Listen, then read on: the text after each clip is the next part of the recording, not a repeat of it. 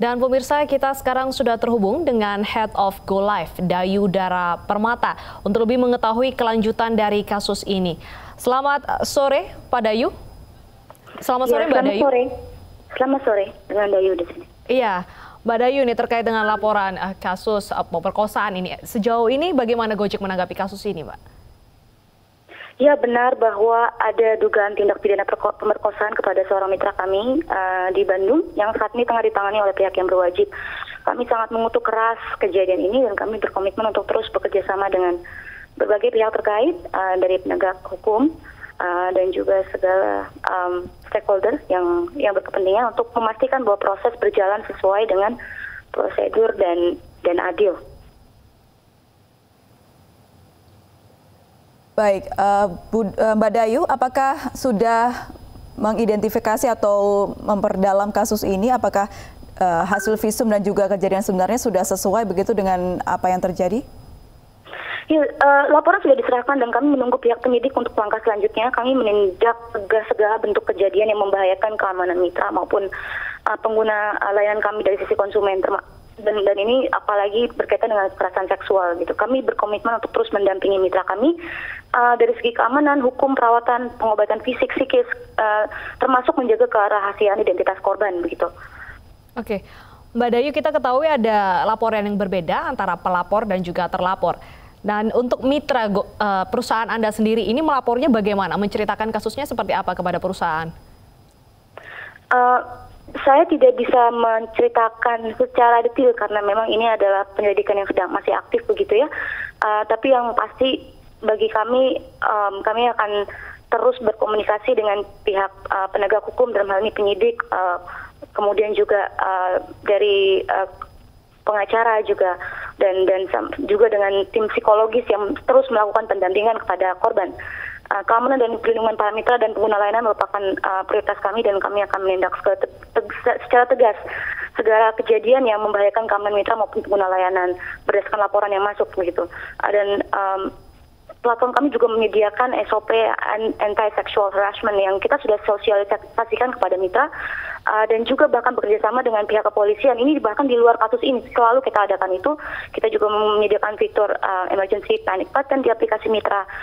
Selalu mengkomunikasikan ketentuan layanan juga bagi konsumen. Jadi konsumen mengetahui betul bahwa layanan ini yang berada di bawah naungan Go Live dan Gojek adalah layanan yang dimonitor dengan ketat dan memiliki aturan yang ketat gitu. Dan kedepannya kami akan terus memperkuat sistem kami dan menggandeng berbagai pihak untuk mencegah dan memerangi tindak kekerasan seksual secara tegas gitu.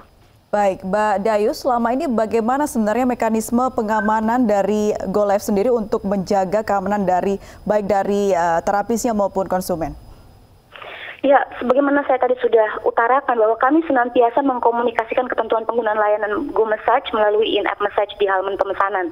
Bahwa layanan ini adalah layanan profesional dan ketentuannya diatur dengan ketat dan tidak boleh ada interaksi di luar apa yang telah ditentukan. Kami memiliki juga yang kedua anti-sexual harassment, training kepada mitra untuk mengidentifikasi para oknum-oknum sexual harassment yang berisi panduan-panduan yang sifatnya preventif sebelum kejadian, pada saat kejadian dan sampai setelah kejadian. Dan SOP ini terus dikomunikasikan melalui penyuluhan langsung dan tidak langsung pada mitra secara internal, secara berkala begitu ya. Hari ke hari kita lakukan gitu.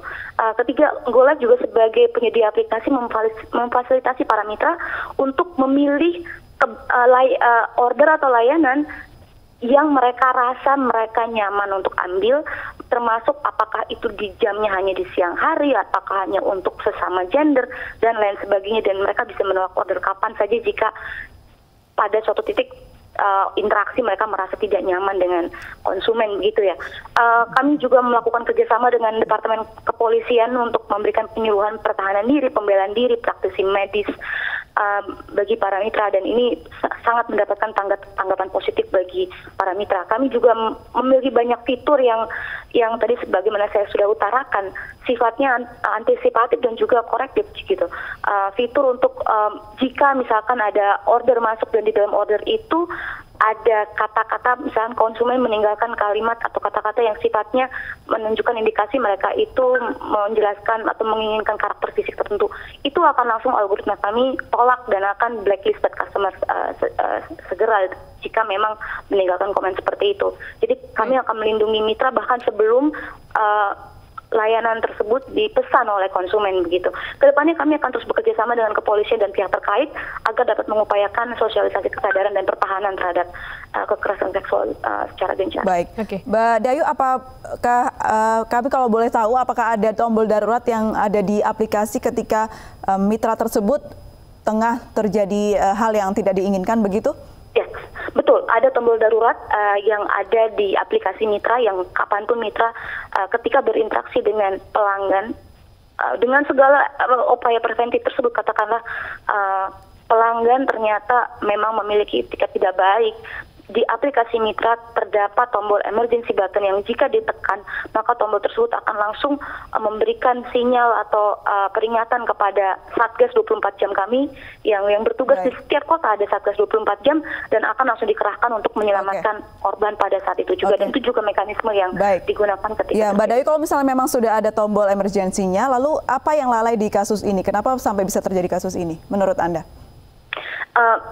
Saya tidak memiliki detail mengenai bagaimana reka ulang kejadian, tapi saya melihat bahwa barangkali korban tidak menyangka, sangat tidak menyangka